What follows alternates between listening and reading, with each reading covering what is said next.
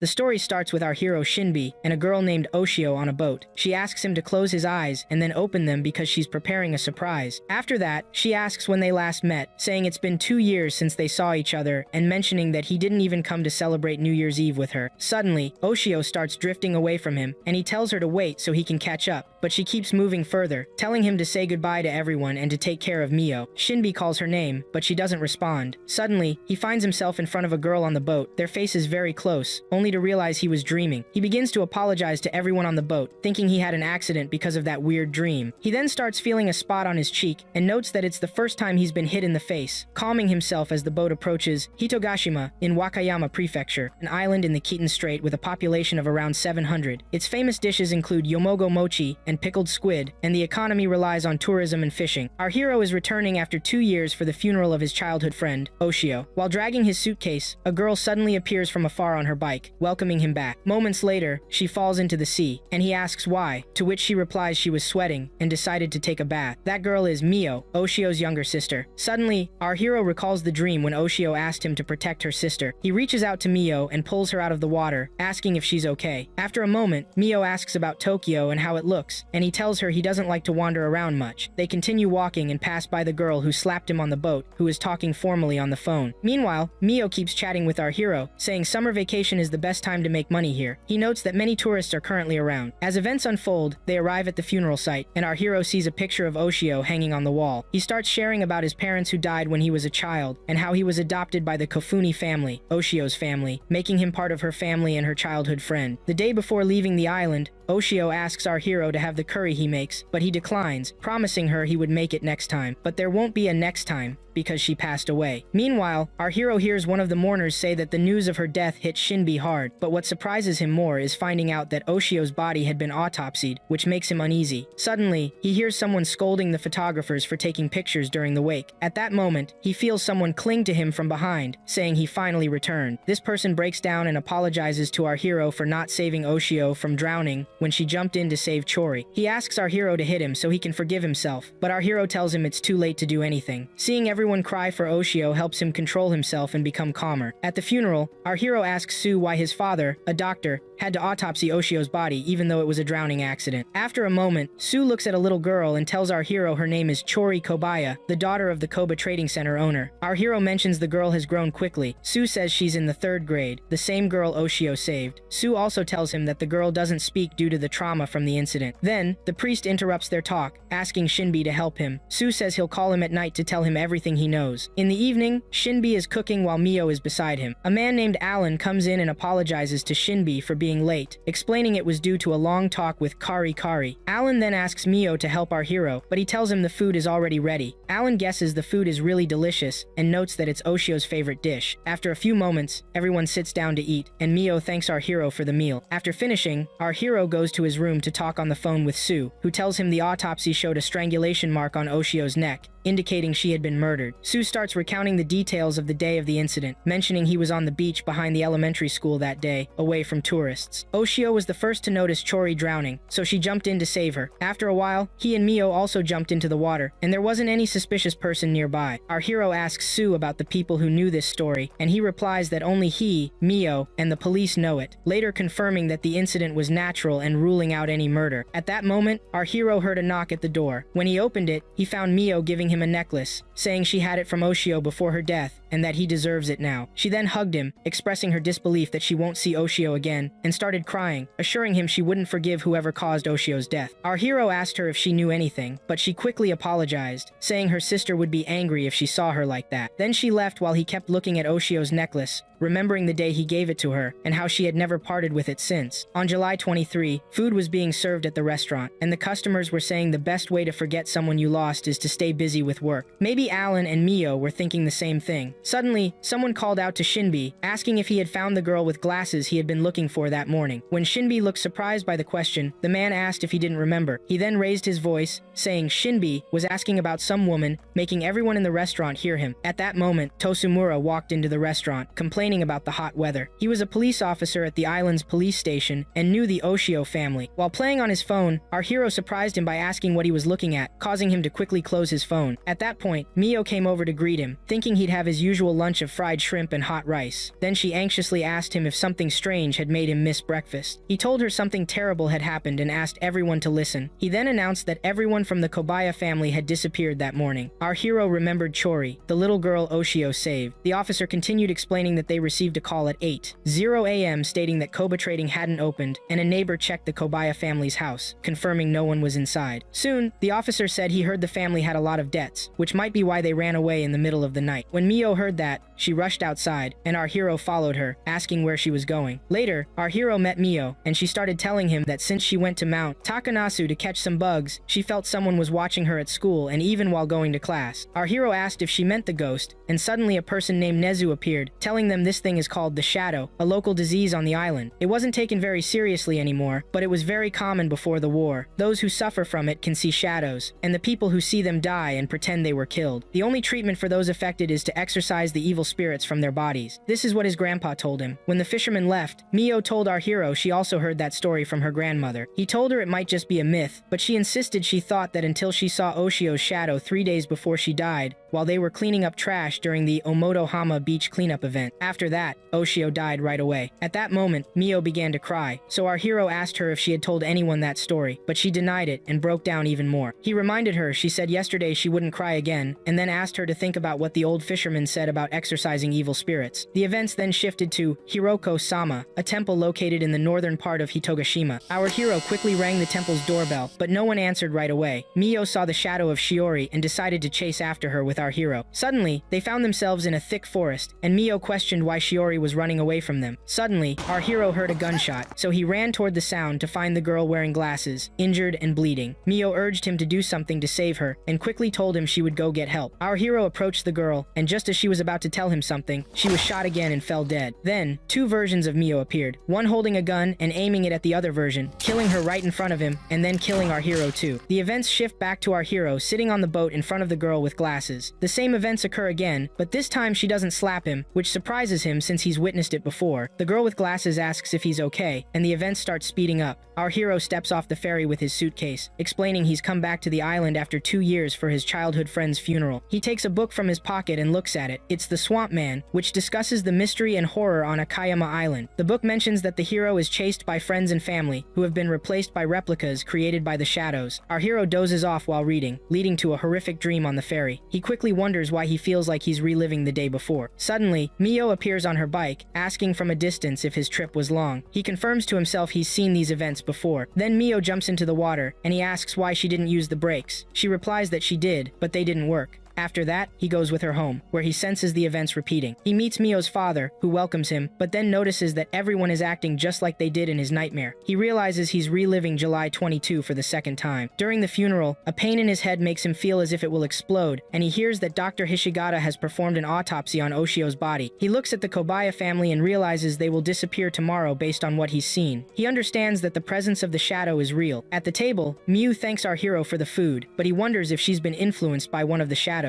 At that moment, Miu's father asks why he seems distracted, to which he replies he's going out for some fresh air. Outside, he tries to recall the morning's events, starting with Miu's bike brakes failing. He remembers the brakes were cut intentionally, leading him to suspect someone wants to kill Miu. He wishes he could turn back time to understand everything better. Suddenly, while he's outside, an officer approaches Miu, asking why she's outside her home. Our hero hides, curious about what Miu is doing out there and why she's dressed nicely. He's shocked when he sees Miu stab the officer with her knife, realizing she isn't Miu at all, but a shadow. Moments later, the officer's body is replaced by another shadow standing next to Miu, who tells him she will now take the officer's place. She asks for his gun, then walks in front of a house, saying things would be better if she had been taken to the hospital. The officer tells her she can break into the house with the gun, warning that shooting at night will cause a big commotion. Meanwhile, our hero's phone rings, and Miu and the officer go to capture him. When that happens, Miu stabs him for eavesdropping. Events rush forward as if our hero is living a dream for the second time, finding himself standing before the island on July 2020. He wonders if he has truly died and why events have looped back to him. Then Miu appears on her bike, welcoming him, but this time he asks her to rely on him. However, he falls into the water and blames himself for not knowing how to swim. Miu jumps in to save him, and after pulling him out, he thanks her. Meanwhile, the woman with glasses is on the phone, telling someone she ate something called naruzushi, a type of seasoned sea fish left in salt for a whole month. It's a traditional but delicious dish, and she hopes he'll try it too. She then addresses his repeated question about why she's sitting upside down, explaining it helps the mind work better, and advises him to try it. She also mentions she's been following all the events, and that previous reports indicate the Kobaya family is mixed among the population, but she'll continue to monitor things. At the table, our hero was thinking about what to do. He wanted to survive no matter what, so he decided to fake a murder report to avoid meeting Miu and escape the situation. He also disabled some apps on his phone to clear up space for a long video and sent a message to Sue saying he would call him tomorrow. After that, he set his phone to airplane mode and charged it. Then he headed to the crime scene, claiming he would gather evidence by recording Miu's shadow, placing his phone outside to document everything happening. He then returned home, stating he wouldn't go out under any circumstances. Suddenly, he looked in the mirror and noticed his eye color had changed. Things started to speed up, and the next morning, our hero went to Miu with the phone, showing her the shadow that resembled her body. He told her the shadow had appeared at 9 p.m. the night before, but she had been showering at that time, so it was her shadow. He asked her to share everything she knew about the shadow, as it had come to kill her and take her place. Miu gasped. Killed? He told her to zoom in on the image and look at the shadow's hand, and when she did, Miu saw the knife in the picture. She then said that the shadow's story wasn't just a myth. Our hero asked if her sister had seen the shadow before she died, and she told him she had seen it 3 days before her passing. Then she thoughtfully added that the shadow might be her sister's killer. Our hero quickly mentioned that he had seen her shadow just yesterday. Next, he told Miu that he had also seen the shadow mimicking her, and she asked him to warn Shiori, because the shadow was definitely not just a myth. He assured her that Shiori was certainly in danger if she had seen her shadow. The following morning, our hero stood in front of the closed Kobaya family store when a woman named Shiumi approached him, offering her condolences and mentioning how tough life was for him on the island after spending time in Tokyo, highlighting that life there was nothing like on the island. However, he told her he liked local products. At that moment, she noticed the store was closed and remarked that she hadn't realized it was a holiday. After that, our hero went with Shiumi to Shiori's house, discovering the door was open. Once inside, they found no one around, and the TV was playing. Our hero noticed a shadow on the floor, realizing it was the same method the shadows used for the officer's body. In that moment, he told himself he didn't want to face death again. As he started analyzing the scene, he saw that the food on the table was cold, making him think the family had been attacked the night before during dinner. He also noticed signs of struggle on the ground, so he decided to check upstairs. When he climbed up, he was surprised to see a girl in front of him, talking to him, and asking why he was always staring at her face. He asked her if she had recovered and learned to talk again, and she said she had been silent at her parents' request. Then she asked him again, immediately adding that she didn't need an answer because she would find out for herself. He too had the shadow disease. Meanwhile, Shiumi called out to him, asking if he had found anyone upstairs. She found him lost in thought in front of the bathroom, and asked if he had a stomachache. He thought to himself that her arrival had saved him at the last moment. Shiumi informed the police about the family's disappearance, and he left the place. As he walked, he remembered the woman with glasses on the ferry, who had told him that looking at his bags implied he would be staying a long time on the island. He felt she must know something, so he decided to search for her in all the hotels on the island. He asked someone about her, and they told him they had seen her, but he couldn't find out more because he didn't know her name or where she was staying. Soon, he headed to Alan's restaurant, and when Miu saw him, she asked what had happened to Shiori. But then an officer walked in and started arguing with our hero, saying he had given him false information about the fight. At that moment, our hero mentioned his favorite meal he would order, surprising the officer. The officer forgot his reproach and then started talking about the disappearance of the Kobaya family. He told our hero that he had heard about him going into the Kobaya home with Shiumi, but then realized he couldn't talk about confidential information, so he fell silent. Meanwhile, our hero felt that the officer's stance showed he had indeed avoided the shadow the previous day, so he concluded he was dealing with the real officer and not the shadow. At that moment, the officer pulled out a phone, saying it belonged to Oshio, and that she had left it with him before she died, asking him to pass it on to our hero if anything happened to her. Our hero felt things had gotten even more complicated. Afterwards, our hero sat with Miu and Sue, and during that time, Sue figured out from their conversation that Oshio had been killed by Shiori's shadow, and that the scratch marks on her neck were from being strangled, and now it was Miu's turn. Suddenly, Sue shocked our hero with the idea that he might be a shadow, making him wonder if Sue was a shadow too. This made Miu anxious, and she asked them about the real people. Sue reassured her, saying shadows were tangible living beings, and there was definitely a way to get rid of them. Miu suggested going to the temple, but our hero disagreed about that day and asked about his friend's plans for tomorrow. Sue pointed out that tomorrow was the summer festival, and if that was the case, they wouldn't be able to inquire about the shadows freely. Our hero replied that the crowd would make them safer. After that, they agreed on a password between them, Mesopotamian civilization, to distinguish the real person from the shadow. Then it started to rain, and Miu talked to our hero, asking him when he would leave the island. She requested that he always stay by her side, quickly adding that she was just joking. Suddenly, She handed him her sister's necklace and asked him to keep it. Inside the room, our hero was trying to unlock Oshu's phone, testing out different passwords, when suddenly Sue, Miu, and Tokiko entered. Miu was wearing strange clothes, and Sue explained to our hero that he had asked Tokiko to dress Miu in those clothes to set her apart from the fake Miu. Here, our hero asked Sue if he had any new information, but Sue reassured him that everything would be alright. After that, they all headed to the festival and started joking around. Then Sue spoke seriously, saying that Mr. Karakiri would be available after the fireworks show. At that moment, Shinbi noticed something and asked Sue to take care of Miu while he ran home, darting away from his friends toward the crowd. Minutes later, Shinbi found himself standing on the beach, where Oshu appeared in front of him. He told her that she was dead, and that her funeral had taken place 2 days ago, so she wasn't real. But Oshu insisted she was Oshu, shocked by the news of her death. She then confessed that she had suffered a lot underwater, and that was the last thing she remembered. Shinbi noticed her necklace and began to question whether she was really Oshu, but she asked him if she was truly dead. Then who was she now? And if she was a ghost, why wasn't she floating in the air? After that, she admitted she wished to come back to tell him she loved him, which made him accuse her of being crazy, thinking death had affected her, remembering that her body had been in the coffin 2 days ago. He asked her why she came to the beach, and she asked him the same, noting that those who died ascend to the sky. When she saw the fireworks in the sky, she told him she wanted to go to the festival with him. He thought to himself that her shadow acted just like Oshu. Then she ran through the crowd and reached a game, asking him to join her, but he noticed she was in a swimsuit and everyone was staring at her, so he took her hand and ran away. She tried to stop him to grab a bite to eat, but he didn't listen, saying it wasn't the right time. Hiding her somewhere, she asked him if their friends were coming, but he shouted that she was dead, so nobody could see her, and her funeral was 2 days ago. Feeling angry, she told him to be quiet, threatening to break his mouth. After a moment, he began talking to Oshu, realizing she remembered everything from the past 2 years, even recalling his favorite author. He believed it was Oshu, but he wondered why she didn't remember anything about the shadows or how she had died. He then asked her if she wanted to know what happened to Shiori. Suddenly, he received a call from Miu, and Oshu snatched the phone and answered, but he quickly took it back from her. Miu then told him she heard Oshu's voice, but he assured her she was imagining things. Soon after, she informed him they were at the temple waiting for him, and he replied he was close and would catch up. Oshu tried to go with him, but he insisted it seemed dangerous, and told her she should stay hidden. He also felt he had to protect Miu, since she asked him to, not wanting to regret it later, and promised he'd return quickly. After a moment, Miu expressed her worries about him being late. She told him the password they shared, and he replied, apologizing because he had a stomachache, which caused his delay. They collected debris and celebrated on July 24th, where everyone witnessed the festival. During the celebration, Sue confessed his love to Miu, but she turned him down, asking to remain friends. Meanwhile, a woman wearing a mask approached Sue, telling him not to despair. Everyone was shocked, and Tokiko remarked that her hair resembled Oshu's. Sue recognized the voice and confirmed it was Oshu's. As she tried to escape, claiming she was the angel of love, Shinbi grabbed her and told her she was foolish for thinking what she was doing was hiding. She apologized, saying she just wanted to see everyone. When Oshu revealed her face to the crowd, Miu warned Shinbi to stay away from her, insisting she was a monster, not Oshu. At that moment, Shinbi held her tightly and refused to let go, and Sue asked him to explain what was happening, but he leaned in to whisper to Oshu. He warned her that he had warned her of this. It was impossible to replace someone whose funeral had already taken place, because no one would believe her. Sue then ordered everyone to run away, but our hero told them it was too late. Earlier, while our hero was running in the crowd, he saw Miu in front of him holding a knife, and she told him she knew he had photographed her. Then she tried to get rid of him. At that moment, another version of our hero appeared and grabbed her hand after copying all of our hero's memories, asking her not to kill our hero, because he might be able to return to the 2020 again and disrupt their plan. He then took the fake hero's phone and told her to hide it and send someone to get Oshu, who was sitting in the equipment shed. After that, the fake hero looked at our hero and said he was pathetic and couldn't protect anyone. Our hero tried to go save Miu, but the fake one broke his hand and threatened to break his leg too, saying that his attempt to save Miu was futile. At that moment, the glasses-wearing woman came from behind and shot the fake one. Quickly, the shadow disappeared and tried to attack the woman wearing glasses, but she managed to take it down, astonishing our hero because he hadn't expected the shadow to be defeated. A moment later, the glasses-wearing woman apologized for not introducing herself earlier, telling him her name was Nagumo and that she had come to save him, but she was a bit late. Meanwhile, they heard Oshu's footsteps approaching, and our hero exclaimed in surprise that he had told her to stay put. Nagumo informed him that there were many shadows and that the place seemed very dangerous, as all the shadows were gathering there. He asked her how she could tell them apart from humans, and she told him that a shadow was just a piece of meat covered up. Then she told him to pay attention to the footsteps because if he stepped on a shadow, it would move and reveal him. She explained that shadows copy humans and take their memories, which feed them, so they rely on human data to survive. She looked at the ground and told him that the marks on it were the remains of what shadows had eaten from humans, and that they had become targets for them. She pointed out that their numbers had drastically increased in the past 3 days, and no matter how many of them were killed, they continued to to multiply, indicating they were working toward a goal and under someone's control. Then he asked her if she could help him save his friends, since she was successful in taking down shadows. Our hero quickly rushed to the temple to meet his friends, but he noticed that the ground was covered in blood. A foul odor filled the place, along with a mountain of corpses. At the moment Sue was about to kill Mew, Nagumo went to stop him, but she was surprised by a giant shadow shooting at her. Then it approached our hero and asked him about his right eye, which his mother lost long ago, and why it was with him. The truth was that its presence with him meant he could manipulate time. Things moved quickly, and the shadow carried Oshu, claiming she had become one of them, but she insisted she was human, not like them. He told her she was foolish because humans don't recover quickly after breaking an arm. Meanwhile, the giant shadow man told our hero that no matter how many times the hero died, he could start from a certain point and return. The giant shadow soon asked our hero to watch what he would do next when he cuts the power. Moments passed before Oshu screamed, as the giant shadow took Mew as its meal. After that, Nagumo awakened and realized that the shadow touches humans and then swallows them. She felt regret for being late and not being able to save anyone. Then the shadow made a light resembling a lamp in the sky, and a woman with a missing eye appeared. The shadow spoke, saying that what awaits humans is extinction. At that moment, all the island's residents watched the light in the sky, even the fishermen. In Hishigata Clinic, the doctor said that someone had recovered after eating 1,000 humans, as the shadow had swallowed everyone. Then, Nagumo apologized to our hero and asked him to forgive her for not believing in the message she had received earlier. But he surprised her by saying that it was not too late, and that she could kill him now, as he was the only one who could save everyone. If he died, he could start from a certain point and return to the same day. So she grabbed her gun and told him this was the last chance, and he asked her to trust him and kill him before the shadow swallowed her. At that moment, Oshu gained courage and struck the shadow, as all the residents had vanished, and the shadow swallowed everyone. Events happened quickly, and our hero met Oshu in an alternate world just like the previous one. She asked him to protect Mew, and our hero returned to July 2020, where he opened his eyes at the harbor. Mew asked him if he froze because of the water, and he realized he had fallen into the water and she had saved him. Then he told her he was fine, just feeling dizzy from the ferry ride. He told her that she would take him home to change clothes and rest, as it wasn't good to attend the funeral in wet, clinging clothes. After that, our hero began to see all the events objectively. The first time he went back in time he was on the ferry, the second time he was at the harbor, and the third time he was with Mew. He realized that the next time he went back in time, he would wake up after his fall into the water for a longer time. So he needed to succeed in his mission because if he woke up again after all his friends had died, he wouldn't be able to save them. At that moment, he realized he had only 3 days left before the festival. He thought about how to save his friends, and in the meantime, Oshu appeared on the beach. The events then go back to July 22, where Nagumo gets off the ferry and mentions one person who stayed behind. She then makes a call to verify the message's authenticity. At 11:15 a.m., Nagumo heads to the Hitogashima funeral home, suspecting she knows the deceased girl, Ushio. Suddenly, she runs into a man named Karakiri, who warmly greets her and tells her she looks beautiful. He asks how many years it's been since she left the island, and she replies that it's been 14 years. She wonders to herself if the deceased girl is Ushio, the daughter of the Kofuni restaurant owner. Karakiri interrupts her thoughts by mentioning an accident at sea the day before, and asks if she came to the funeral because of Ushio's drowning, but she denies it. He then asks if she's back living on the island, and she denies that too, saying she now lives in Tokyo. They start chatting, with Karakiri guessing her job, claiming she's a smart girl, and assuming she must have become a lawyer, teacher, or doctor. She tells him she couldn't stand his company back then and still can't. He calls her a liar, but she insists she's being honest. At that moment, Karakiri loudly calls out to Alan, asking if he remembers Nagumo. Alan approaches and tells her it's been a long time since they last met. Nagumo recalls being in her second year of high school, a regular at Kofuni restaurant, where Alan had 2 daughters, Ushio and Mew. The customers at the restaurant helped take care of them with Alan because their mother died during Mew's birth. One day, Ushio came to Nagumo's table and asked her to read the book she was holding out loud, thinking it was filled with comic stories. But Nagumo told her it wasn't, and in the meantime, her friend stopped her from listening to the little girl's talk since the book couldn't be read aloud. The little girl cried that it wasn't fair. Then Nagumo asked if she wanted to hear one of her original stories, and suddenly, her father came from behind, saying she was lucky because she would listen to Hizuru's new tale, Nagumo's surname. At the funeral, Alan was on the phone asking what was happening when Karakiri suddenly approached him to ask about it. Alan told him that Mew and our protagonist had fallen into the sea, so they'd be a bit late. Karakiri said that was a problem, but they would wait for them. Nagumo approached the two and asked them who Shinbi was. Alan responded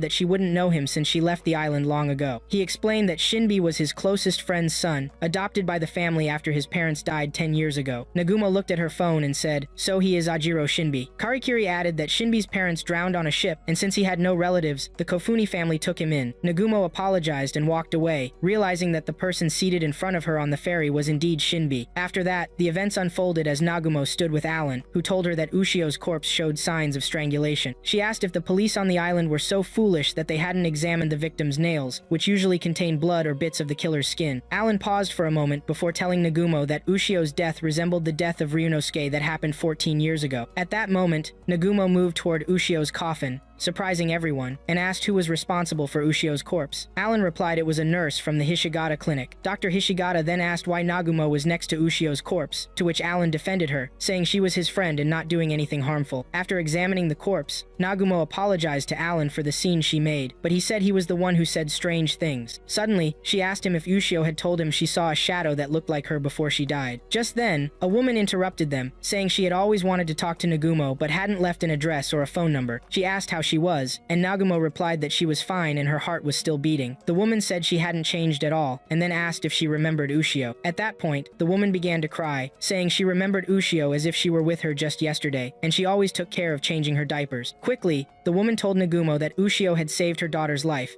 and Alan reassured her that he was glad her daughter was safe. Meanwhile, Nagumo wondered to herself how she dared to cry in front of her, and started to suspect that Asako had been killed before, and that woman was mocking both Ushio and Alan. Elsewhere, a fisherman was asking Nagumo if she thought the whole Kubaya family had turned into shadows, and she replied that was possible. She confirmed she had checked personally, but there were still more shadows, some hiding among the island's residents and creating new shadows. Those shadows weren't what she was familiar with, so she didn't understand what was going on there. After that, she thought for a moment and asked the fisherman what he thought about her idea. He replied that Shiori's drowning wasn't a coincidence. He suspected a shadow attacked and killed her, then pretended to be her, which is why Ushio saved Shiori before the shadow killed her parents, and replaced them with other shadows. After that, they began some side conversations, and soon Nagumo took out her backup phone and handed it to the fisherman, asking him to notify her if our hero called. At 1:00 p.m., it was time for the coffin to leave the funeral home. After the funeral, Asako stood talking to our hero, mentioning that her daughter had seen a shadow, and asked if Miu had told him about it. When our hero was about to confess everything, he suddenly noticed that she had seen shadows, so he backed off his confession, saying that Miu had heard about the shadows from her grandmother as a child. He then told himself in disbelief that what was happening was impossible. The entire Kubaya family had turned into shadows. At that moment, our hero wondered where Nagumo was, as time was slipping away. Soon, Miu came over to talk to him, and he awkwardly asked her about the color of her underwear from yesterday. But she snapped at him, thinking he was perverted since he had been gone for 2 years. And when he came back and asked her that, he explained he urgently needed to know the color of her underwear because when he was dying, he accidentally saw Miu's shadow wearing white underwear. When Miu confirmed that she had indeed worn white, but changed it in the evening after the memorial, our hero felt inside that Miu had been copied yesterday, and all he wanted was to protect her. Meanwhile, the shadow took over Alan's body in the restroom, and Nagumo ambushed him and killed him, telling him she had given him many chances to meet, but he chose the restroom. At that moment, the real Alan in the restroom wondered what the commotion was in the next stall. While our hero was talking to Nezo, the fisherman, asking what the next step was, the fisherman told him to stay calm, assuring him that things would wrap up quickly and he'd get back to him. After a moment, he received a message from the fisherman saying that Hizuru had agreed to meet him and he should head to the 4th Artillery. It wasn't long before our hero met Nagumo, where he pulled out a copy of The Swamp Man to ask her for her signature since she was his favorite author. They exchanged several comments, and she told him that he hadn't been able to recognize her during the trip until she introduced herself as a famous author. Soon, our hero presented Nagumo with a set of notes he had taken about past events, and she complimented him, saying she found the plot of her upcoming novel fascinating. After that, our hero mentioned he was sure she believed him because of The Swamp Man, where the main character acted very much like the shadow. Nagumo told him she had seen a shadow on the island 14 years ago, which led to her family's death, and that experience made her trust him. When our hero asked what had happened, she explained that she couldn't share that information, as the shadows would find out her true identity if she was copied and killed. Regarding the fisherman, he pointed out that they target families, which made him realize why he, Miu, and Ushio were being targeted. When he felt worried about Alan, Nagumo reassured him that she had taken care of his shadow before, so no new one would appear for him. Meanwhile, the fisherman mentioned that killing a person's shadow grants immunity, meaning they won't be born with a new shadow, similar to how measles doesn't come back. At that moment, our hero asked Nagumo why she had returned to the island despite the dangers. She said she couldn't reveal everything, but she came to save him if he trusted her. Our hero replied they only had 54 hours before all residents vanished during the summer festival, where a four-armed shadow appeared as if it was controlling everyone. Since Mew was in danger, our hero asked Nagumo to help him eliminate her shadow first. She told him that, according to her notes, they knew when and where Mew's shadow would appear, but there was one obstacle: the Kubaya family. Then, our hero insisted on going with them to the Kubaya family's house to prevent their failure this time. Even if they failed, he wanted to find out the reason. Nagumo agreed to let him join them, but on the condition that she would enter the house alone. Things sped up as Nagumo headed to the Kubaya family's house. When Asako opened the door, Nagumo apologized, saying she had brought her a souvenir. Asako welcomed her in and introduced her to her daughter and husband. But soon after, Nagumo attacked Asako and then swiftly attacked her husband, leaving only the child. Below, our hero was talking to the fisherman about Nagumo's character and wondering about her twin brother. Before long, the fisherman asked if Nagumo could face the shadow alone, assuring him that she had the strength to fight the shadows. He then told our hero that she trusted him, and he confirmed that she wouldn't die today, warning him he wouldn't forgive him if he lied to them. After that, our hero asked the fisherman to tell him more about her, and he mentioned she had a twin named Ryunosuke, whose corpse was found on Mount Takanozu 14 years ago. The scene was horrifying, as the victim was found with numerous marks and bites all over their body. People blamed wild dogs, but Nagumo insisted it was murder, though no one believed her. Afterward, the body was burned, and our hero said it was the same as what happened with Oshio. The hunter pledged to eliminate those monsters, even if it cost him his life. He asked our hero if he was ready to do the same. Meanwhile, the little girl was trying to choke Nagumo, asking her how she learned to kill shadows and gained the ability to accurately predict their movements despite being human. Nagumo told her to copy her and figure it out herself. As time went on, Nagumo managed to escape Shiori's grip, but she felt that the shadow was a bit strange. After that, Nagumo sent a message to our hero and the hunter, instructing them to go with Plan B to capture Shiori. Then Shiori escaped through the window while the hunter began chasing her, armed, and Nagumo joined him. However, it was our hero who managed to subdue and restrain her. Moments later, they captured her, but she warned them that she would return with her family for revenge, and by the end of summer, everyone would be gone. After that, Nagumo praised our hero, pointing out that the plan would have failed without him. The hunter told him he showed great courage despite his young age. Before the shadow completely faded, Nagumo remarked that it was a strange shadow and asked about Oshio's death. The hero confessed he had crushed her neck to death. In that moment, our hero exploded in anger at the shadow, which revealed it wasn't just Shiori's body, it was Shiori herself, reborn after all her data had been copied. At that point, Nagumo ended the shadow's life permanently, as the conversation with it was too dangerous. The hunter then asked what happened with Asako and her husband, and Nagumo told him they died from a single blow, but the little girl was the only one who wasn't normal afterward. Our hero questioned the difference between perfect and original copies, and informed Nagumo that this was related to the Swamp Man. As events escalated quickly, a conversation unfolded between our hero and Nagumo, during which she clarified that she wasn't the writer of the novels, it was her twin who wrote them while she only showed up at meetings and gatherings. She then spoke seriously, telling him he needed to keep his philosophical thoughts about copies and originals to himself to tackle their issues. It was too late to save the Kobaya family, but Mew could still be saved. Outside Mew's house, our hero was with the hunter and Nagumo, asking if they could save Mew. He then entered the kitchen to find Mew holding a knife, which startled him. He asked what she was doing, surprised to find she was cooking and crying over onions. She explained she decided to make him onions and chicken because his mood was sour in the morning. At that moment, he took the knife and decided to cook himself, fearing she might hurt her fingers. While Mew washed her face, he thought, our hero, she can be nice sometimes. Luckily, she didn't turn into a shadow, but even if she had, the hunter and Nagumo were waiting below with their weapons. He had to act naturally, as Nagumo had warned him that any mistake could lead to a chain of new events. Suddenly, our hero turned in the kitchen to find Oshio and shouted, asking why she was appearing now when she was supposed to show up on the 24th at the summer festival. She asked how he knew that, and then warned him about monsters resembling black shadows that would devour everyone. At that moment, Mew walked in, causing Oshio to hide. A moment later, Alan entered, apologizing for being late. Our hero wrote a note to Oshio, asking her to come to his room in 5 minutes because Mew and Alan would leave during that time. He then took 2 plates of food and went to his room to eat. Mew wondered why he took 2 plates, but he told her he was very hungry. In the room, he started asking Oshio how she got home. She told him she walked from the beach and made it without being seen. While our hero tried to confront Oshio's shadow, Oshio began to remember their last meeting. She told him that before he left for the city, she had asked him to make her a curry dish, and he had finally prepared it. Then she said she was happy to have it again, but its flavor couldn't match her father's dish. The conversation continued, and Oshio expressed her frustration at the monsters ruining the summer festival. Outside, it was 8:45, with the hunter giving Nagumo detailed information about the location, advising her not to rely too much on what our hero had said. Suddenly, our hero received a message from Nagumo, and hesitated for a moment to mention Oshio. Events sped up, and Oshio anxiously asked him if he had locked the house. He told her that locking it wouldn't be very helpful because the monsters could leave their shadows and slip through the smallest openings. Suddenly, Mew knocked on the door, causing Oshio to hide. Mew asked our hero if he had finished eating because she wanted to wash the dishes, then she was surprised to see 2 cups on the table. He assured her it wasn't wasn't strange, but she shocked him by saying she was sure Oshio was in the house, since the souls of the dead in Hitogashima return to their homes and become guardian deities. She quickly thanked our hero for dinner and left, but soon returned. He asked her if she needed anything else, and noticed she seemed different this time. Suddenly, Miu attacked our hero, but Oshio took the blow instead, causing her great pain. In that moment, our hero thought about what to do, and grabbed a knife to confront Miu. While Miu scolded Oshio for siding with him, Oshio justified her actions by saying she loved him. Oshio soon bled out, and our hero begged her to hold on. Meanwhile, Nagumo walked in, apologized for interrupting, and killed the monster. She then looked at Oshio and said she was a shadow too, but before she could attack, our hero stepped in front of Oshio to protect her. Nagumo guessed that the shadow had influenced him and asked why he was protecting her. He told her she had saved his life twice without thinking of the consequences, so he was sure she was the foolish Oshio. He then begged her to treat Oshio's arm, which surprised her since he didn't just ask her to let it go, but also to help. At that point, Nagumo vowed to kill him for siding with the shadows. Oshio then asked if the real Miu was safe, and Nagumo replied that she had ensured the original Miu was okay. But suddenly, Nagumo paused, remembering she had heard Oshio's voice before, realizing Oshio was the one who sent her the message to come to the island. Things escalated as Nagumo treated Oshio's arm by cutting it because the first aid wasn't enough. Oshio thanked her, but Nagumo began to remind her of herself, though Oshio didn't recognize her. So, Nagumo pulled out a voice recording where Oshio was saying that our hero was the only one who could save everyone. However, Oshio didn't remember that message, even though the voice was hers. Nagumo told her she had come to the island after hearing that message. They then started discussing shadows, with our hero speculating that the shadows were sharing information. Nagumo pointed out that Miu likely learned they had killed the shadows, which is why she tried to eliminate them, making our hero their new target. Therefore, Miu tried to kill him, but our hero noted it was because he joined them at the Koba Trading Center. He wondered how the shadows found him since he thought all the shadows in the center had been killed. Nagumo told him that no matter what, she wouldn't work with him while Oshio was by his side. While she might not have bad intentions toward them, she still opposed her presence. Just as she was about to leave, our hero stopped her and pointed out that on the 23rd, Miu had killed her in the forest. They might have been able to defeat Miu now, but another threat could appear and kill Nagumo. Nagumo reassured him that fate could be changed. On July 23, Oshio woke up asking for food because she was hungry. Our hero went downstairs to get her food, passing by Miu's room, where he told her he had woken up and that she didn't need to go to his room to wake him up. He then returned to Oshio, who was holding her necklace. She asked him if Miu was the one who gave it to him, and they started discussing the details before and after the incident. Soon, our hero met Sue, and suddenly Oshio appeared in disguise, scaring Sue when she heard her voice. After a moment, Sue asked Oshio to hit him to make sure she was real, and she did. Events escalated, and our hero gave her her phone. When she opened it, he asked her to check the messages and emails, but she only found one video from the morning of her death. After Oshio opened the video, everyone was surprised to see Oshio and her shadow talking in it. Oshio explained to our hero that she and her shadow were the only ones who could unlock the phone at that moment. Our hero was amazed by how perfectly in sync Oshio was with her shadow, as she told him they were one person and that her shadow wasn't evil like other shadows. Instead, it was her ally. Oshio then started telling the story of the shadows from the beginning. She mentioned that Shiori once told her she felt like someone was watching her, so she came to warn her. At that time, Oshio had suggested reporting it to the officer, but Shiori refused, saying it wouldn't help. The next day, they went to clean the beach, and while Oshio was standing with Mio, she suddenly saw her shadow. When she ran after it, the shadow's hat fell into the water, and when Oshio touched it, the hat disappeared. After that, Oshio asked Shiori if she had seen her shadow that day too, and Shiori said no. Oshio told her she would check it out. Then Karakiri announced that the Umotohama beach cleanup was over and that the trash they collected would be burned on the 24th as part of the summer festival. While Oshio was taking a bath at home, she was surprised by another version of herself appearing. She asked about her identity, and a scuffle broke out between them, but they soon found harmony and decided to investigate this strange phenomenon. The alternate version mentioned she had seen a shadow for the first time on Mount Takanasu, so they decided to check it out. They went to the old clinic run by the Su family, where someone mentioned there were rumors of it being home to monsters, which made people avoid it. At that moment, one of them expressed fear about entering the clinic and facing a ghost. Suddenly, a shadow appeared and started attacking one of them. Oshio realized then that her real body was the same as her shadow on the ground, and that the alternate version was not human. She identified the shadow's weaknesses, and after a few moments, Oshio's version managed to defeat the giant shadow, and then used the real Oshio's data to heal her wounds. Conversations exchanged between Oshio and her shadow revealed that anyone who sees their shadow gets killed, making making her realize Shiori was in danger. On July 20, they filmed a video with Shinbi, and then the scene shifted to the present moment where Oshio told our hero and Sue that her memories and powers had returned. After that, she showed them a video from July 21, where our hero and Sue saw something strange. Oshio's shadow turned into a necklace she wore. Then she went to protect Shiori, and suddenly Shiori disappeared underwater. Oshio went down to save her, but shadows surrounded her and demanded she let Shiori go. At that moment, Oshio asked her shadow to save Shiori and bring her to the surface. When Sue went down, he couldn't save Oshio. At that moment, Oshio's shadow apologized for not being able to save her, as her doppelganger had promised to get rid of the shadows. But unexpectedly, the one who emerged from the water was not Shiori, but her doppelganger who replaced her. In an unexpected moment while they were watching this video in the present, our hero was surprised when Shiori grabbed his hands and told him that she had found him. Our hero asked Oshio how that could happen, even though she had shown them the video and said they couldn't interact with it because it was from the past. She replied that what was happening was madness because it wasn't from her memories. But Shiori assured our hero that she wouldn't run away again. After a few moments, they returned to reality, but they were shocked to discover that Shiori had left handprints on our hero's arm. Sue asked our hero if his arm hurt because of Shiori's marks, but he denied it and pointed out that he noticed her expression change when she held him, transforming into the face of the girl from the festival. Oshio informed him that she managed to copy all her data and was back, which meant she could finally tell him the truth. Meanwhile, under the rain, Tokiko asked Mio if she would attend the festival, but Mio sadly replied that she didn't have the right clothes. Tokiko offered to help her. In another location, our hero and Sue decided to head to the old clinic to look for clues. Sue mentioned that he had once challenged a police officer to enter the clinic, but they were caught by his father and didn't succeed. Sue found it strange that his father was alone in an abandoned place at that time. When they arrived at the abandoned clinic, our hero asked Oshio if there were any shadows nearby, and she reassured him that everything was fine, so there was no need to worry. Inside, he expressed his admiration for the clinic, noting how valuable it looked. Sue explained that it was built during the Meiji period, meaning it had been around for over 100 years, and he had heard it had been abandoned since 1960. Our hero speculated that there must be something connected to the shadows, then looked up and noted they might not be able to check the second floor. He asked Oshio to use her powers to access it. Sue, meanwhile, teased her about being scared of ghosts. Shortly after, they found many medications, including a toxic drug that was no longer in use, along with data and prescriptions for an old patient. After reading it, our hero concluded it wasn't related to the shadows or the Cagliostro syndrome. Suddenly, they spotted an old and creepy statue with a sea bream carved on its left arm. Sue recalled seeing it before. When they researched online, they learned it was a deity known as Hiroko-sama. They wondered why it was in such a place and why no one worshipped it. When they called Oshio to ask about her findings on the second floor, she informed them it would take the whole day. Our hero then asked her to enter a gap in the wall and report back about what was inside. Oshio found a door that required a key, which might be an entrance to somewhere important. They attempted to open it but failed, so they decided to rest for a bit. Our hero then noticed that the statue's belly appeared swollen, suggesting it might be female. Sue dismissed the idea of it being a fertility deity. Meanwhile, Oshio used her scanning ability and managed to extract a key from the statue's belly. They then used the key to unlock the area and found stairs leading down. Sue mentioned hearing that some places on the island had been dug similarly during the war. They were amazed to see that the place looked abandoned for decades. Suddenly, Oshio confessed she felt uneasy. Our hero told her to protect herself and promised to do everything possible to keep her safe too. However, she insisted she would be the one protecting them because of her powers. He reminded her that if he died, he could go back in time, but if she died, he couldn't bring her back. As they began examining the area, they were shocked to find a shadow that seemed to have erased traces of someone from long ago. A rat then appeared and hurried away, so Oshio decided to follow it, sensing a shadow present. Our hero advised her to be careful, and soon a huge shadow materialized in front of them. They banded together to confront it, and as the shadow tried to seize Sue, our hero shot at it, leaving it immobilized. At that moment, Oshio told our hero she had seen him training with a weapon all night, and she was confident he could defeat the shadow. Then she claimed to have heard a voice and pointed in that direction. Our hero quickly moved toward the sound, but Sue scolded him for being reckless and rushing into danger without thinking. Oshio defended him, explaining he acted to prevent a bad future he foresaw. She then asked Sue if he wanted to protect Mio too, which he confirmed. She urged him to follow her, saying there was no time for cowardice. Suddenly, her arm began to bleed, surprising her since she hadn't fully recovered, even after using a version of Oshio's data following her arm's amputation. A moment later, Sue asked our hero if Oshio could replicate a gun for him, but he explained that the original items had to be erased to copy fake ones, and that his gun was originally fake, so there was no way Oshio could replicate it. Shortly after, they heard a gunshot and moved toward the sound, only to find themselves in a completely different place. Breathing in a scent similar to the sea, they were suddenly surrounded by shadows. Our hero instructed Oshio to run. As our heroes fought against the shadows, Nagumo asked the hunter if he planned to go through with the plan, hoping her worries were unfounded. Meanwhile, our hero realized the shadows had been targeting Oshio all along, deliberately avoiding attacking her. When Oshio got hurt, Sue fired at the shadows while our hero rushed to check her injured arm. At that moment, Nagumo transformed into her alter ego Ryunosuke and went with the hunter to confront the shadows. When she fired suddenly, the hunter scolded her, saying she would make him deaf one day. On the other side, Miu was anxious about our hero's delay, fearing he might catch the shadow disease. Suddenly, she spotted a hairband belonging to Shiori in front of the house and noticed a shadow, so she chased after it, only to find the officer in her way. She told him she saw Shiori running in the same direction he had come from, but he looked terrified and claimed he hadn't seen anyone. Meanwhile, Shiori's shadow appeared again and pointed at an open manhole cover. Miu approached the manhole, but the officer told her it was impossible for an elementary school child to fit into it. The officer tried to turn back, but Miu convinced him he would become famous and a hero if he went down the manhole to save the missing girl. Meanwhile, our heroes escaped from the shadows and found themselves in a place that looked like the sea, but Oshio told them it was fake. Our hero speculated it must be connected to the sea somehow. Sue suggested they look for an exit since the situation would be dangerous with gas running out, and if they were attacked again, they would be in trouble. But suddenly, Oshio began to feel weak. Our hero and Sue rushed to her. She revealed that she needed to get data from the real Oshio because of the damage caused by the shadow. However, the real Oshio had turned to ashes, making that impossible, so she would have to erase her right arm again to stop the pain. Elsewhere, Nagumo was analyzing the shadow's lair, noting that they moved through the sewers to reach the island, using many secret tunnels dug by the army. The hunter informed her they were now in Hiroku Cave, an ancient cave he hadn't expected to find. Nagumo told him she had heard from her grandfather about a large cave beneath Hitogashima called Hiroku, which had a single entrance that appeared during low tide, but the army had sealed it during the First Sino-Japanese War. It was home to the guardian of Hitogashima known as Hiroku-sama, who had washed up on the island. At that moment, Miu was walking with the officer in the sewer tunnel leading to the cave, but he was complaining about the smell. Suddenly, Shiori appeared and stuck her tongue out at them. Meanwhile, Nagumo and the hunter were observing the situation, where the hunter tried to convince Nagumo not to follow Miu and the officer, as it might be a trap, but she argued that at least Miu was human and not a shadow. Just then, Tokiko appeared, shocking everyone, and they asked her why she was there. She explained that she was there to retrieve Oshio because she was a damaged element, but was grateful to our hero for managing to find and bring her back amidst the difficulties. When Tokiko approached, our hero almost aimed his weapon at her, but she insisted she was human and, unfortunately, wouldn't die because his weapon was meant for killing shadows. Somewhere else, Sue's father appeared and asked a nurse to feed someone because it was mealtime. When Tokiko managed to reach Oshio, she ordered one of the shadows to take her somewhere. Sue asked, "Where are you taking her?" Tokiko replied she would take her to their father, which stunned Sue and our hero. She said it was time for the truth, and they needed to follow her if they wanted to know. Meanwhile, the hunter and Nagumo were fighting elsewhere, where the girl complained they had lost track of Miu. The hunter urged her to focus on their survival for now. Suddenly, Shiori's shadow appeared, and Nagumo realized she had been deceived before that she wasn't killed but had slipped into the sewers. Shiori warned Nagumo not to get in her way again. Shiori also revealed to Nagumo that she knew the truth about Ryunosuke living inside her. Suddenly, a shadow named Heine appeared behind the girl and told Nagumo that 14 years had passed, but she had returned this time using Shiori's memories. The hunter tried to convince Nagumo to go back, but she refused, stating that they were not just shadows, they were advanced entities. Nevertheless, Nagumo declared war, and suddenly the hunter was injured, followed by Nagumo, but she managed to escape. Shiori told Mother Heine that knowing the future was not good, and asked her about chasing Nagumo. She replied that she suspected her liver was injured, and if they left her, she would die soon anyway. In the cave, our heroes were walking with Tokiko, who asked our hero not to tell Miu anything he saw then, and he assured her he wouldn't involve her in that. Meanwhile, a shadow stretched up to the ceiling and down to the ground, with a woman in red sitting connected to a blood solution, saying she was the ninth, and it was mealtime. Tokiko explained that this woman was called the Mother of Shadows, or Heine. Heine had grown weak and unable to walk, which made her need a substitute body. Suddenly, Heine transformed into Shiori, enraging our hero, who was threatened with death if he dared to speak again. Meanwhile, Tokiko summoned a nurse named Nagoru, who worked for Sue's father. Tokiko informed our heroes that 4 people die each year in Hitogashima due to accidents, and their clinic had been feeding the dead to Heine, just as Sue's ancestors had done. Suddenly, our heroes found Oshio's real body, but Heine couldn't devour it because Sue's father had replaced the burnt corpse. Here, Sue and our hero collapsed, asking Tokiko why she was protecting Heine and what her motives were. She explained that Oshio's death was unexpected and that she died because she interfered in things that didn't involve her. Sue yelled at his sister, saying she endured everything because Heine's death would mean their mother's death, and he was a fool for not realizing this. Their mother was still alive only because their father had asked Heine to turn her into a shadow to save her from dying. Suddenly, our hero realized that Heine was about to devour Oshio's body, and he urged Oshio's likeness to copy a weapon so he could eliminate Heine, knowing she loses mobility for a few seconds while consuming consuming a person. Things escalated quickly, and they entered a battle against Haney, while the likeness took Oshio's body. Tokiko scolded them for being foolish for attacking the shadows. Soon, Oshio was furious with Haney, claiming she had exploited her sister's friend. Moments later, events picked up speed again, and Haney tried to consume our hero, but suddenly another shadow appeared, telling her it was fine but warned her not to devour Miu since she was a hostage. At that moment, Tokiko and Sue were shocked to see Miu, and Tokiko screamed that their agreement was to leave Miu alone, but the shadow threatened them, saying it could end her life if they tried anything, and they might not live to see tomorrow. Tokiko reminded them that tomorrow would be Haney's last meal. As her body completed, the shadow told her that her family had served them well, but that was over. Suddenly, the shadow killed her brother and told her their father was aware of it. Elsewhere, Nagumo was injured and about to lose consciousness, but she encountered the officer and asked about Miu. He told her the monster had taken her, and many monsters had appeared. She inquired about his weapon, and he replied he had lost it. Then he stumbled and collapsed, unable to recall anything after that. Nagumo asked him to help carry her deeper into the cave. As for Haney, after killing Sue and Tokiko, she ordered Oshio to come closer. Our hero asked her to consume him instead, but she commanded him not to try to die like a hero. Then she plucked out his eye, and while Haney tried to reprogram Oshio, she was shocked to find our hero had somehow recovered his eye from her hand and put it back, saying it was impossible. She discovered that our hero had the ability to turn the world he observed into reality, which was a terrifying power, but he wouldn't fully realize this power until he experienced true death. Therefore, they kept him alive until the end, and he could do nothing but breathe. At that moment, our hero understood he had to turn back time again to save everyone. Quickly, events sped up as our hero took a vial of toxic mercuric chloride to rewind time. At that moment, the shadow was surprised to see the poison bottle next to our hero, amazed that he had swallowed so much poison. Our hero told him he would die repeatedly until he could defeat them. The shadow apologized to Haney, saying it was impossible to save our hero. When Haney tried to kill Oshio, our hero took her with him, and she suddenly vanished. Our hero then appeared before Nagumo and the hunter again after rewinding time, and Nagumo realized he was a time traveler. Suddenly, Oshio appeared next to our hero and hugged Nagumo, claiming she had come back to life. The hunter tried to kill her, but our hero intervened and stopped him. As Nagumo and our hero contemplated his ability to turn what he sees into reality, she pointed out that since his right eye belonged to Haney, it was made of shadows. Nagumo then asked when he got that eye, and he said he probably received it after returning to the island. She put two and two together and guessed that Oshio was the one who had given it to him. They agreed to work as a team to prevent failure again, realizing the Four-Armed Shadow's plan was to feed Haney a lot of people at the summer festival, a plan they called the End. They then devised a plan to eliminate the shadow, starting with Shiori. Oshio explained she could erase everything with her power. At Sue's house, Sue was trying to talk to his father, but his father was refusing. Sue's mother was upset and convinced his father to give their son some time. His father asked Sue to meet him in his office at 10 p.m. Afterwards, Sue's father made a call to someone, who informed him that Oshio was initially investigating the shadow disease. Then Nagumo began looking into it too, and now our hero was involved as well. The person mentioned that Nagumo's return wasn't just a coincidence, but rather a sense that Oshio had reached out to her about something. They talked about Oshio's shadow, and the person asked Sue's father if he planned to turn Oshio's entire family into shadows, to which he confirmed he definitely would. Meanwhile, our hero stood outside Shiori's family house, going over the details of their plan. At that moment, our hero asked Nagumo if Haney was the one who killed Ryonosuke, her twin brother, 14 years ago, and she confirmed it, adding that the woman inside was also her old friend. Suddenly, Miu called our hero, and Oshio hurried to answer her call. The scenes replayed, and Nagumo went to Asako's house, where the others were waiting downstairs. Oshio announced that she discovered she could send the data she previously scanned into the future. They started reviewing the details again, but were startled when Nagumo collapsed in front of them, urging them to escape because it was no longer July 22 as they knew it. Suddenly, Shiori appeared with a massive shadow and informed our hero that she had marked his arm to easily find him in any world he went to, as she could also repeat and expected their arrival. Our hero insisted this was impossible, and then he and the hunter began fighting Shiori in the shadow. Shiori quickly transformed into Haney, saying she was just saying hello, but would follow our hero wherever he went. As events unfolded, and after everyone was killed, our hero went back in time again. Oshio told him she couldn't copy the data from the Four-Armed Shadow because it was data-free, but it shared the same scent as Haney. Moreover, Haney could track our hero through the time loops, so they had to start over to cut off her tracking. When our hero returned to July 22, he found the weather unusually rainy, whereas it had always been sunny before. He saw Nagumo with someone else entering Alan's restaurant, and Oshio urged him to follow them since there was no time to waste. Upon entering, he discovered that Nagumo's companion was Ryonosuke, her twin brother. At that moment, our hero saw his mother Akemi alive, realizing he had gone back more than 14 years. His mother mentioned there was a celebration at the restaurant, so the appetizers were free. Nagumo tried to leave because of the crowd, but Asako stopped her. Suddenly, Karakiri entered to congratulate Alan on the restaurant's 10th anniversary. Conversations quickly unfolded between Asako and Ryonosuke, where they asked Nagumo about her new friend and where she met her. She told them she met her on Mount Takanosu. Then the scene changed to Hishigata's clinic, where our hero saw Nagumo with her brother and friend. Nagumo mentioned a light would appear from the second-floor window, but they warned her the place was dangerous and haunted, urging her to return. However, she insisted she promised to meet her friend and would keep her promise. Soon, Ryonosuke left with Asako, and Haini appeared in front of Nagumo, shocking our hero at the sight of her. After that, our hero moved to another scene where he saw Haini telling Nagumo that she was different from the others and would reveal a secret about Shidi. Nagumo asked who Shidi was, and Haini replied that it represented greed and had 4 arms. Time passed to a new day when Nagumo accidentally hurt her finger and it bled, prompting Haini to start licking the blood. On another day, Haini looked sad and complained to Nagumo about being hungry, which led Nagumo to suggest she eat something other than snacks, since she had lost a lot of weight. Haini mentioned that many people had starved, some went hunting and returned empty-handed, and her whole family had died by summer. She then begged Nagumo to touch her shadow, saying that her hands were very warm. Nagumo soon got into the habit of bringing Haini food, but Ryonosuke and Asako later found out she was buying snacks. One night, Ryonosuke went to Mount Takanosu and suddenly saw a girl sitting on the ground. He approached her, asking if she was Nagumo's friend. Soon, Nagumo appeared and found Haini sitting in front of Ryonosuke's corpse after it had devoured him, and she started scolding Haini. Suddenly, Haini's eye jumped onto the ground in a scary way, and another shadow appeared. Just when this shadow was about to devour Nagumo, the hunter stepped in to protect her. Things escalated, and Oshio helped our hero analyze Nagumo's character, discovering that she had high physical abilities. She merged with Ryonosuke and began fighting the shadows. Then, there was another scene where Nagumo left the island, but Haini vowed to kill her next time. In the present, at the Kobaya family home, Shiori found out that every time our hero went back in time, his powers weakened until he could really die, so she decided to take advantage of that. As events continued, our hero met with Nagumo and confessed that he discovered Ryonosuke's consciousness had entered her body and that it was Ryonosuke's power that had helped him before. He asked her how she knew, and she quickly replied that she didn't want to summon Ryonosuke, explaining that she didn't want her brother to face the shadow that had killed him. She told him that Ryonosuke fought with all his strength,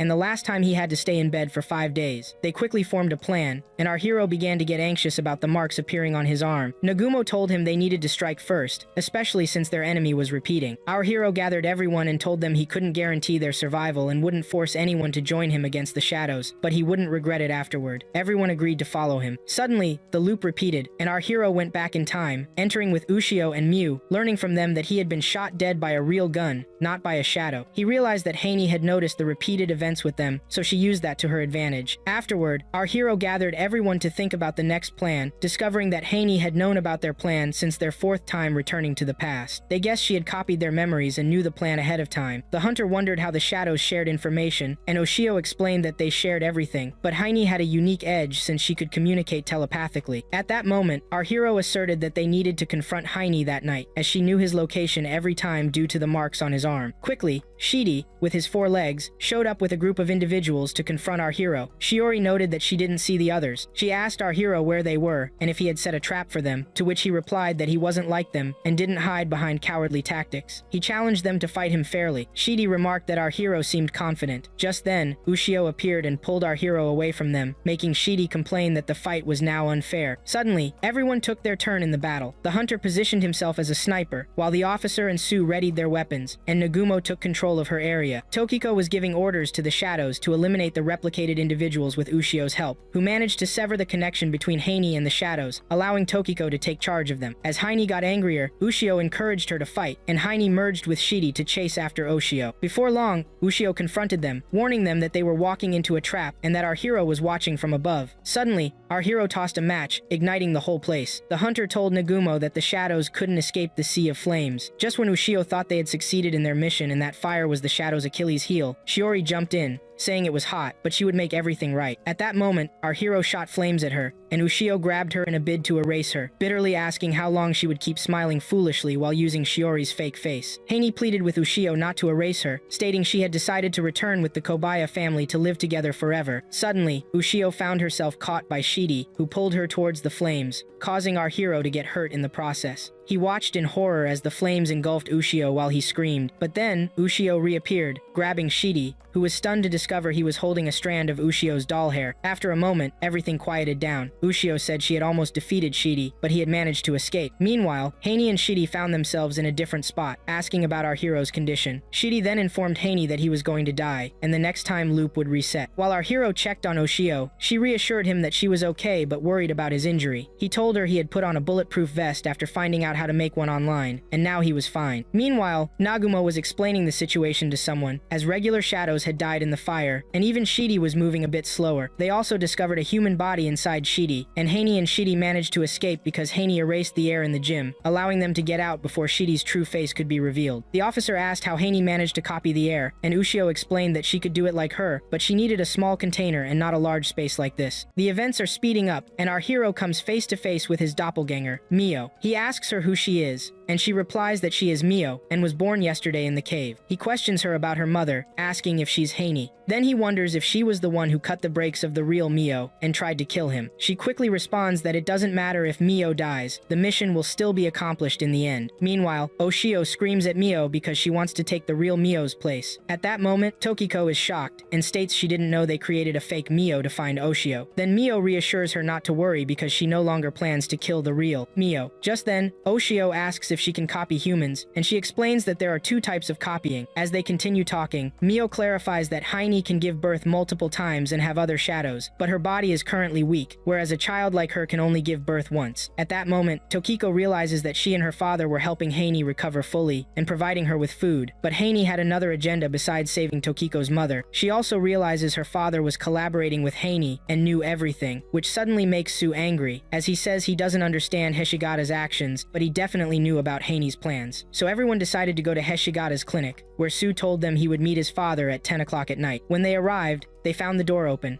and Sue wondered about the place. Tokiko mentioned there was an empty room with desks, storage, and beds. Then Nagumo started examining the area closely. Soon, they heard a sound that our hero thought was the elevator, but it turned out it was out of order. Meanwhile, Nagumo noticed bullet marks, leading her to speculate that a battle had taken place. Then she mentioned there was a shadow moving downstairs. At that moment, our hero asked Takiko about the basement's contents, and she informed him it was the morgue, and that there was only Oshio's body, which had been replaced at the funeral. Nagumo told everyone to prepare to raid the morgue. As they went down, Sue found his mother's wheelchair and wondered why it was there. While searching for Oshio's body, they discovered it had vanished. Our hero realized someone had hidden it because having her body there wouldn't work to their advantage. Tokiko then expressed regret, saying that if the fake Oshio had been able to scan Oshio's body, she would have fully recovered. Tokiko pointed out a secret passage they used to transport food to Haney. Nagumo guessed this entrance led to Hiroko's cave, but Tokiko clarified it was different from the route she meant. As everyone moved on, they were startled to see Sue's mother trying to kill his father. Our hero almost shot her, but Oshio intervened using her powers, causing Sue's mother to faint. Tokiko began administering first aid to her father to help him breathe again, and he soon regained consciousness. Sue urged him to confess everything, stressing there could be no more secrets. However, he asked about his wife, to which Oshio said she would wake up in a few minutes since she had severed her connection to Haney. At that moment, Sue's father remarked that Haney had surely learned of their arrival and thought he would spill everything to them. Quickly, he asked Tokiko to kill everyone so that Haney would trust him again, but his daughter didn't listen to him, telling him that the shadows had no intention of keeping their promise. Suddenly, the father grabbed his son's gun and shot Tokiko. Surprisingly, Tokiko let Mio's shadow take her place, while the real Tokiko sat with Mio in the car. Inside, everyone thanked Mio for saving them, and Sue started scolding his father for being a doctor who talked about killing people. Soon, Sue asked Mio to copy his father, but she couldn't copy the doctor, guessing that his shadow had been copied earlier and then died, which gave him immunity. Suddenly, the nurse appeared, saying she had a message for the doctor from Hiroko. She mentioned that the Heshigata family had served the shadows for a long time but no longer needed them. Then she turned to our hero, stating that he had somehow survived because he was an annoying cockroach. But everything was about to end. Oshio tried to chase after her, but our hero stopped her, saying they needed to think rationally. Moments later,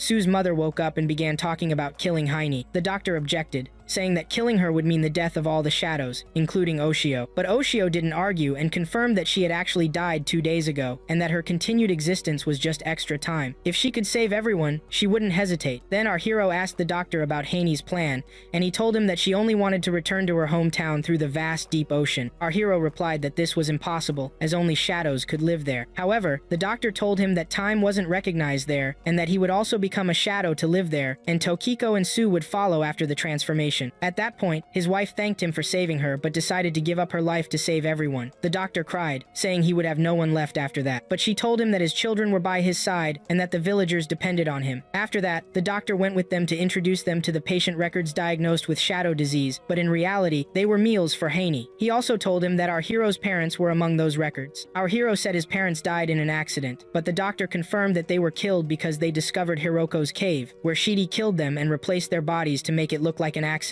Our hero then asked if he knew Shidi's true identity, and the doctor replied that he was Heine's guardian and her first child, and he was the founder and first director of the Heshigata Clinic. The events escalate as Oshio talks with Nagumo about Heine, wondering how Heine ended up in that state. Even though she initially seemed human, Oshio saw memories of Nagumo when she was friends with Heine, and admitted that she was part of Heine and the one who created her, making her afraid of becoming like Heine. In that moment, Nagumo reassured her, saying that if that ever happened, she would be the first to kill her. Meanwhile, the doctor told Sue about his mother's ashes, sharing that he had kept them and couldn't turn her body into food for Heine, as she died on January 3, 2013, from a heart attack. Sue then asked the doctor if finding a donor was just a lie, to which his father replied that she had been gone long before the surgery. Sue got angry and scolded his father, saying he should have at least informed him. His father explained that the Heshigata family had been tied to shadows for 300 years, and that it was a secret meant to be passed down to only one heir, which was Sue, not his siblings or father. As Sue grew up, his father found it difficult to bear that secret, so he never told him. He asked Sue if he considered people's lives important, and Sue replied that he certainly did. His father then said that keeping the secret was impossible because of that belief. Meanwhile, our hero was chatting with Tokiko, expressing surprise that her father was a bad person, insisting he couldn't believe he was forced to make such decisions to save those he loved. He explained that if he were in the same situation, he wouldn't know what to do. Tokiko pointed out that in the end, he was compelled to encourage mass murder. Our hero responded that her father definitely didn't stop his plans at that, but Tokiko changed the subject, asking him when he last slept, noting the significant dark circles under his eyes, and urging him to take a break. While everyone was resting in the clinic, the hunter slipped out of a room, but Oshio decided to follow him, insisting on joining him. Suddenly, Oshio discovered that the hunter was hiding something, and he revealed that it was his wife's shadow that had gone out to the farm alone 2 months ago, but it returned home as a shadow, and soon this shadow started showing strange signs and changes in eye color. The hunter wondered what was happening to this shadow, and Oshio speculated that it might have suffered the same telepathy that affected the doctor's wife's shadow, which led to it losing its sanity. At that point, the hunter decided he needed to eliminate the shadow, claiming it was an enemy to his wife and that he had let it live for too long, but now it was time to finish it. In the morning, our hero woke up with pain in his eyes and worsening headaches. He wondered how everyone was doing, and after they all made it to the 23rd day, they planned to eliminate the shadows as much as possible. Starting with the shadows Nagumo noticed at the funeral. They split into 2 teams, one with Nagumo and the other with Oshio. Team Oshio made a quick stop at the Kofuni restaurant, where Alan was preparing food and welcomed them. The plan was for Mio to help in the restaurant while her shadow guarded her, with Sue accompanying her. Soon, Mio gifted Oshio strands of hair belonging to the real Oshio to replicate the data, which made Oshio happy as she called her a genius. Our hero asked Sue to take care of Mio, who assured him not to worry. Meanwhile, Mio told our hero he should return safely because she wanted to tell him something after he got back. Somewhere, our hero stood with Oshio, who confirmed she couldn't spot anything. He informed her that what Nagumo said about the Hitobuchi family was completely true, and that they had all turned into shadows. Among the shadows, Nagumo detected at the funeral was the teacher, Bochi, and he remembered a moment he shared with Oshio and teacher Bochi, where all the children from the island learned from her. After that, they headed to Mount Takunoso to track the shadows and take revenge for the teacher. Suddenly, they saw shadows attacking children in the area, so they began rescuing them. At that moment, our hero assured the children that he and Oshio were on a secret mission, and that they shouldn't tell anyone about them. Oshio asked if they would keep the secret. He told her that no one would believe them if they spoke out, and suddenly they found blood on the ground. Oshio used her powers to determine that the blood belonged to a 34-year-old tourist from Osaka. Our hero felt angry because Heine had absorbed many people to heal her wounds. Moments later, the results for both teams revealed that they had taken down Hitobuchi and 2 of her children. At Kogaito's home, they found only bloodstains, and an officer started looking into the homes of the shadows they had defeated at the gym. All the homes were empty, and neighbors said the owners were either away or at work, having planned to cover up the disappearances faces of the real people. Nagumo guessed they were doing this to prepare for the festival, while Tokiko said they were hiding out of fear that Oshio would find them. Oshio replied that their priority was the festival, so it had to be stopped somehow. Then things moved quickly as our hero headed to the Hiroko Temple, where it all began, and asked Karakiri if they could talk for a bit. The events shifted back to the year 1732, when Hitogashima Island faced the Great Kyoho Famine, which caused many residents to starve to death. One day, a giant whale washed ashore at Omotohama, and the locals saw it as a blessing from the gods. They gathered to eat it, and when a fisherman's daughter approached, a bright light shone from the whale, enveloping her and taking her form. Fearing a curse, the residents worshipped the girl under the name Hiroko, leading to the legend of Hiroko-sama on the island. At the temple, our hero started chatting with Karakiri, who mentioned that he had told him the day before about going to Tokyo for a gaming event. Our hero asked Karakiri what kinds of games he liked, and he replied that he enjoyed role-playing games but had also gotten into computer shooters and simulation games. Karakiri quickly asked our hero about a specific game. He let him know he didn't like it because it came out before he was born. Their conversation quickly picked up, and our hero asked if he had heard of the novel The Swamp Man by Nagumo Ryunosuke. Karakiri said he liked it because he felt it reflected his own story. Just as our hero was about to leave, Karakiri stopped him and mentioned he had asked yesterday about the shadow disease, wondering if he thought about it all the time. Our hero said he was going to ask something else, but Nagumo had told him that 300 years ago, a being named Hiroko-sama washed ashore on the island, feeding on data copies and possibly coming from space in the form of a meteor. Afterward, the islanders worshipped it after it turned into a whale, copied the fisherman's daughter, and swallowed her, marking the start of the shadow disease. Karakiri tried to convince him that shadows aren't real, but our hero insisted they are, having killed his parents and Ushio, and would kill anyone who attended the festival tomorrow. Karakiri mentioned that he was affected by fantasy books and the loss of Ushio, advising him to take a break, but our hero assured him he knew everything and showed him pictures he had taken from Sue's father, asking why there was a picture of him with the doctor's grandfather that was over 70 years old. Then, he pointed a gun at him and revealed that he was Shidi. Shidi asked what the doctor had told our hero, and then our hero showed him another picture, asking about his identity, clarifying that he was human and not just a shadow, though not a typical human. Meanwhile, Nagumo was analyzing the four-legged creature and found a connection between it and the Hiroko Temple priest, Karikiri. She informed Ushio and the fisherman that Karikiri was the same as the four-armed one, and was hiding his face, and she recognized him after going through all the memories. The scene then shifted back to the past, where the doctor told our hero that the Shidi and Hishigata families were once one but split into two. The Shidi family ended up serving the god, while the Hishigata family became doctors. Shidi was born from Heini, and for 300 years, Heini had renewed his birth, allowing him to stay youthful and look just like his father even today. In the present, our hero confronted Shidi with the truth that he is a hybrid of human and shadow, but Shidi coldly replied that when he was 40, the Great Kyoho Famine happened, and many people died. Some fishermen perished, and children couldn't catch enough fish. Our hero informed him that he knew Heini appeared at that time and asked if she was truly a goddess then, but Shidi clarified that this part of the myth isn't true, as Heini turned hundreds of people into shadows, allowing the islanders to fish and save many from starving, which helped save Hitogashima. Yet our hero didn't believe him, and Ushio got upset, asking why he killed our hero's parents. He told her they discovered Hiroko and were foolish enough to get killed, so Heini enjoyed killing them. Our hero tried to strike a deal with Shidi, suggesting that since he is human, he could hand Heini over to them and end it all. He didn't want to kill him, but Shidi refused, insisting it wasn't the end for him and that he had to fulfill his mother's wishes. Meanwhile, Ushio urged our hero to shoot Shidi, but he hesitated, prompting her to kill him herself, saying he was too kind and she had to take care of the dirty work. Then she contacted the team, claiming she had killed Shidi, but suddenly Shidi appeared from behind again and killed Ushio. Just before dying, she apologized to our hero, saying she hadn't noticed what was happening, and soon our hero was killed as well. Our hero woke up in a new timeline in the forest with the children, where he confronted Heini. She told him she had used up her last bit of energy to defeat him, and he was now on the brink of death. He realized this had been her plan all along, and learned that she had been watching him the entire time in the form of a crow. When shadows surrounded him with the children, they suddenly vanished, revealing that the secret lay in Ushio's pendant. He pulled out his phone, called the others, and told them that Ushio was dead, which meant they needed to change their strategy. They agreed to meet at Toajima in half an hour, but the twist was that Heini, somewhere else, had taken on our hero's form and made the call to his friends. While our hero was in the forest unsuccessfully trying to contact the others, Shidi was asking Heini about the time she copied our hero's body, but she dismissed his question, saying she was determined to keep him from witnessing the rituals tomorrow. In the restaurant, our hero was with the children and asked Alan about the others, who mentioned they had left half an hour ago to meet him, but he didn't know where. He asked Alan to look after the kids until he got back. Our hero thought for a moment and confirmed that Heini had copied him, so he rushed to check on Mio, finding her shadow injured. The copy told him that everyone had received a call from him, but he assured her he hadn't called them. At that moment, she realized they had copied him and that his shadow had done it. Our hero wondered how two copies of his phone were being used, and remembered that when he traveled back in time for the third time, Haney had copied his phone and erased all shadows. Suddenly, he got a call from Nagumo, and when he answered, he heard his own voice. Haney asked him how it felt to get a call from himself, and he asked what she had done to his friends, but she just told him where they were and asked him to come rescue them. 10 minutes earlier, Sue was with Mio when Karakiri suddenly appeared and started talking to them about farming and what he liked. But Sue got annoyed and asked about our hero. Elsewhere, the fisherman sensed something was wrong since Ryunosuke couldn't tell shadows apart through the phone. Nagumo asked if the caller was really our hero, doubting he might have died with Ushio. Nagumo replied that it didn't matter in the end. Their goal was to kill Haini. After that, she tried to contact Mio and Sue, but Tokiko told her the network was down. Then Nagumo moved to the island and told the fisherman to be ready with his rifle. Just then, she found our hero standing in front of her with another copy, quickly recognizing it as Haini. Nagumo asked about our hero, but Shidi attacked from behind, trying to kill her, though she managed to dodge the attack. Shidi started telling her that Haini had copied her brother 14 years ago, but her human side couldn't handle the thought of having killed her friend's brother, so she rejected that part of herself and took out her eye. Quickly, Nagumo accused her of being responsible for what happened to Haini, saying her friendship affected her and hurt her, making her responsible for her brother's death. Karikiri then transformed into a four-armed shadow, showing Nagumo his power. He began attacking her fiercely, and Nagumo realized she wouldn't be able to hold on much longer because of her muscle fatigue. But her only goal was to bring Shidi within reach of the fisherman so he could hit him. In that moment, Nagumo summoned Ryunosuke, deciding to eliminate Shidi, and told him they only had one chance to break Shidi's armor, as there was a human inside him who could do that. Then she asked him to get ready, as she would leave her body under his control. Haini curiously asked Nagumo why she returned again, even though she knew she would definitely face death. Nagumo explained that she came back because she was the reason for her twin brother's death. Even though everyone felt sorry for her and labeled that tragedy as an accident, she decided to come back to save the lives of strangers so they wouldn't suffer the same fate as her brother. At that moment, Shidi told her that what bothered him most was hearing someone talk about justice, and he soon attacked her, declaring that their interesting conversation was over. But a moment later, the fighting stopped and Nagumo collapsed, declaring that she had finally done it. Somewhere else, there was another version of Shidi, and Mio killed it on our hero's orders. When she tried to extract memories, she was shocked to find that he was human too, which surprised our hero. Suddenly, our hero noticed Tokiko was injured and informed him that Nagumo and the others were on the island. Right away, our hero traveled back in time for the 9th time to save the others. At that moment, he ran into Mio and Sue again, asking them to turn off their phones, then took his counterpart Mio to Toejima to rescue the others. When our hero got there, he found Nagumo lying on the ground bleeding. Soon after, Haini and Shidi arrived, and our hero went to Nagumo to check on her. He tried to time travel again, but Mio stopped him, saying he couldn't repeat time anymore. Before Nagumo died, she told him that Shidi was taking advantage of Haini because she was just a child wanting to be pampered, even though she was a monster, and he needed to set her free. After that, our hero met with the doctor, who told him that Nagumo's body was in the basement and that he was thinking about informing her parents. Our hero asked for one day before revealing Nagumo's death. Soon after, the doctor mentioned another copy of Shidi and said he heard from his father that Shidi had another body of his own, but he didn't know how he pulled it off or how it moved. Next, our hero met Mio's copy and asked her about their chances of winning after losing Nagumo and their weapons. They had several discussions, and our hero learned that Haini had fled because of Ushio's anger, which came from the pendant she carried. He told her he had called Ushio through the pendant, but she didn't respond. He then said that the original Ushio would return to the beach the next day. Quickly, our hero gathered with the others, managing to accidentally determine Ushio's location and finding out where she would show up. At that moment, the doctor concluded that Ushio was a threat to Shidi because she was different. Our hero noted that this difference could be used to their advantage for a win, otherwise, they might lose Ushio forever. Somewhere, the fisherman was sitting with our hero, talking to him as Ryunosuke, since Nagumo had transferred Ryunosuke's consciousness to him before she died. At that moment, Ryunosuke told the fisherman that he was the only one who believed the shadow story. Meanwhile, Haini ordered Shidi to locate Ushio and take her out before our hero could find her. Our hero suddenly showed up and saved Ushio from the shadows right when Shidi found her. However, when Shidi touched her hair, he was shocked that his arm didn't regenerate and stayed human while his body was in armor. So, he figured that Ushio had really leveled up this time. When Ushio tried to attack Shidi, Mew stepped in and stopped her, telling her that our hero had a plan to take care of Shidi. Shortly after, our hero killed himself again to go back in time, then gathered with his friends to discuss their plan with the help of the wandering shadow to eliminate Haini and talk about removing the mark on our hero's arm. After that, they split up to put their plan into action. Meanwhile, Haini was asking Shidi where our hero was, and he told her he was hiding. As our heroes walked through a tunnel, Ushio mentioned she smelled gunpowder, meat, and berries. Suddenly, Shidi attacked them, and our hero warned the hunter to duck and avoid Shidi. Then he shot at Shidi, and Shidi unexpectedly fell in front of the hunter. The hunter called him pathetic, and Shidi told him to get out of the way because because they were old friends, but the hunter asked him not to disrespect him. Suddenly, our hero felt a severe headache from the shadows appearing and a buzzing in his ear, but Oshio used her abilities to ease that headache. After that, everyone began fighting Haney and Shidi with all their strength, and in no time, Oshio managed to defeat Haney while Shidi vanished. When Oshio turned to our hero, she was shocked to see she had the same eye as Haney, and a red light was shining from her, causing our hero to suddenly feel pain in his right eye. At that moment, Shidi moved and said with excitement that what was happening was amazing. Things escalate after Haney's defeat, turning her into a small child who has lost both her eyes. Shidi abandons her, thinking she can't recover and has no hope left. But soon, Shidi discovers that one of Haney's eyes has transferred to Oshio, and he plans to steal it to achieve his ultimate goal. He decides to take Haney back to her original home, where he opens a gate and begins inviting our hero to pursue him so they can settle things there. As soon as the gate opens, it starts sucking in everyone around them, and everyone tries their best to hold on and avoid being pulled in. Oshio tries to stop Shinbi from entering the gate,